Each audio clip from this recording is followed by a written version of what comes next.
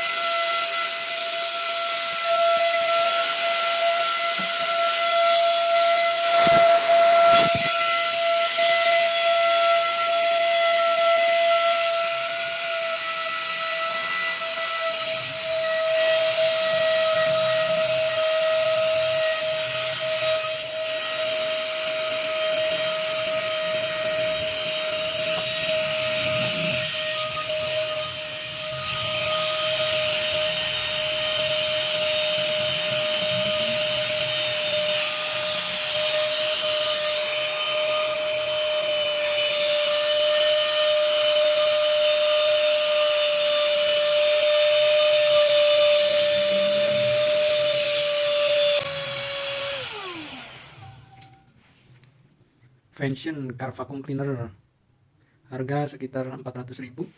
Di genggaman agak lumayan berisi, bagus. Cuman kalau untuk daya sedot, menurut saya masih agak kurang ya. Contoh ya, contoh. Ini karet, udah pakai ini. Karet fiber, masih nyangkut.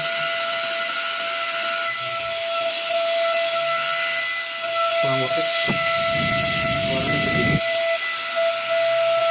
Bagian penyalakan tangan terasa agak panas, sangat panas. Oke, ini sedikit dari saya.